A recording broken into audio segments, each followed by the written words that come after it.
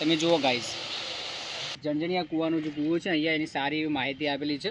હે guys, good morning, welcome back to my new vlog. I hope તમે બધા મજામાં જ હશો. તો ગાઈસ, આપણી જોડે આજે અમારા એક નવા મિત્ર, ખાસ પરમ મિત્ર નિકુલભાઈ જોડાના છે. નિકુલભાઈ, ગાઈસને હાય હેલો કહી નાખો ને.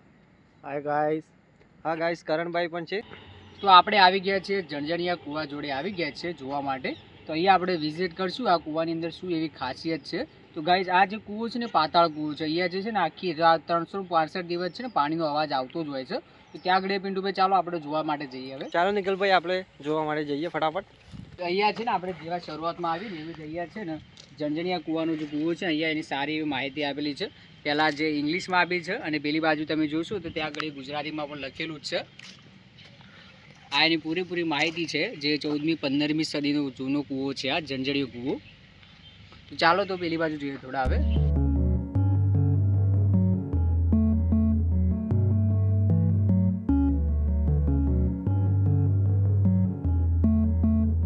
તો પિન્ટુભાઈ આ વાત તમે જુઓ કે આ બાજુ પેલી બાજુ જઈને આપણે જોઈએ જ્યાં છે ને ગાય 365 દિવસ સતત અવાજ આવતો રહે છે. અહીંયા છે ને પાણીનો અવાજ સતત ચાલુ જ હોય છે અને પાણી નીચે પડતું જ હોય છે. ત્યાં જઈને તમને બતાવે કે કેવો અવાજ આવે છે.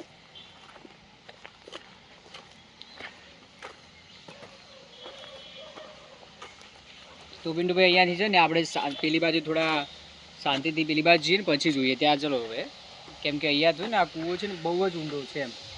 અવાજ ગાઈસ તમે અવાજ સાંભળતા હશો કેવો અવાજ આવે છે, તમે જુઓ ખાલી. જો અહીંયા છે ને પાણીનો અવાજ બહુ ચાલતું જ હોય છે અને અહીંયા છે ને આમ આવો એટલે થોડું ધ્યાનથી જોજો, નહીંતર આ કૂવો છે ને બહુ ઊંડો છે એટલે તમે થોડી બીક લાગે એવું છે.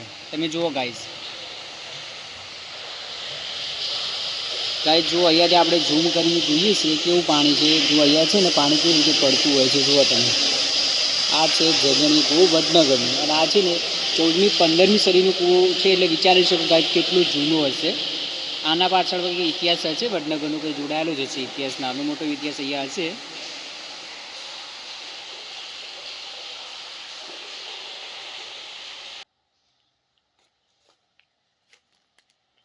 અને ગાઈસ તમે અહીંયા એક વસ્તુ નોટિસ નહીં કરી હોય, મારી પાછળ જે એક વસ્તુ દેખાય છે એને તમે નોટિસ કરો. જે દેખાય છે આપણું ટાવર. આ ઘડી જે ટાવર તમે જુઓ છો ને વડનગરનો જે બંકો છે ને આ જ ટાવર પર 2 થી 3 વખત ચડી ગયો છે.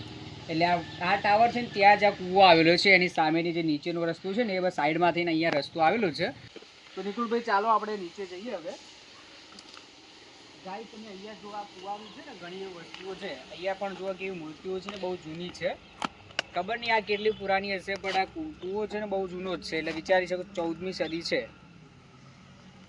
ચાલો તો હવે પેલી બાજુ જઈએ. અને ગાઈસ અહીંયા છે ને મંદિર પણ છે ને, અહીંયા લોકો માનતા કરવા આવતા જ હોય છે. ચાલો નિકુલભાઈ આપણે દર્શન કરી લઈએ હવે. ગાઈસ તમે કદાચ કંઈ માનતા હોય તો આવજો અહીંયા.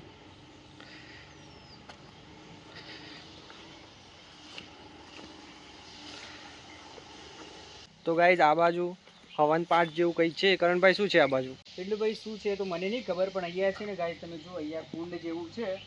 જેમ હવનનું હોય છે ને એવી રીતે અહીંયા કુંડ બનાવેલું છે. પહેલાંનો આના પાછળ ઇતિહાસ હશે કંઈ. તમે જુઓ ગાઈસ કેવું છે.